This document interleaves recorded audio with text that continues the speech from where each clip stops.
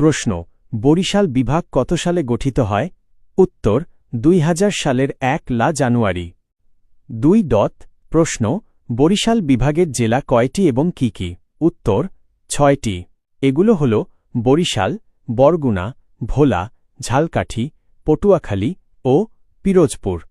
৩. প্রশ্ন বরিশাল বিভাগের মোট আয়তন কত? উত্তর প্রায় ৮,১৩৬ বর্গ কিলোমিটার। ৪. প্রশ্ন বরিশাল বিভাগের প্রধান নদ নদীর নাম কি?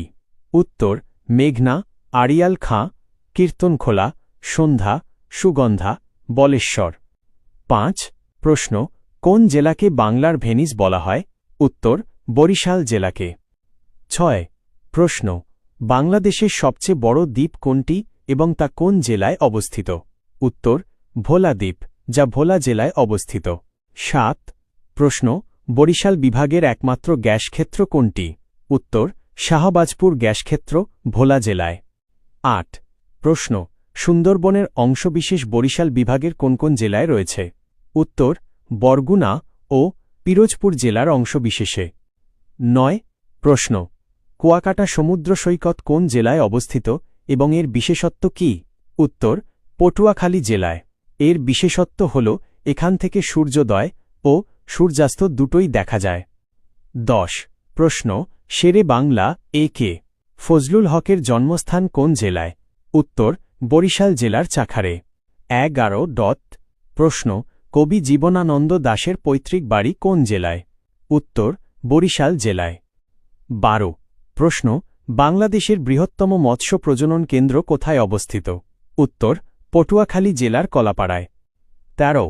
প্রশ্ন ঐতিহ্যবাহী গুঠিয়া মসজিদ কোথায় অবস্থিত? উত্তর বরিশাল জেলার উজিরপুরে। ১৪. প্রশ্ন পেয়ারা ও আমরার রাজধানী নামে পরিচিত কোন জেলা? উত্তর ঝালকাঠি জেলা। ১৫. প্রশ্ন বাংলাদেশের একমাত্র নারী কারাগারটি কোথায় অবস্থিত? উত্তর বরিশাল জেলার সদর উপজেলায়। ১৬. প্রশ্ন বরিশাল নামটির উৎপত্তি হয়েছিল কোন শব্দ থেকে বলে ধারণা করা হয়? উত্তর ধারণা করা হয় বারিশাল, যেখানে প্রচুর চাল উৎপন্ন হয় শব্দ থেকে। ১৭. প্রশ্ন পর্যটন কেন্দ্র বিশাল দিঘি কোন জেলায় অবস্থিত? উত্তর পিরোজপুর জেলায়। ১৮. প্রশ্ন বাংলাদেশের দ্বিতীয় বৃহত্তম নদীবন্দর কোনটি? উত্তর বরিশাল নদী বন্দর। ১৯. প্রশ্ন বরিশাল বিভাগের প্রধান কৃষি পণ্য কি কি? উত্তর ধান, নারিকেল, সুপারি, পেয়ারা, আমড়া।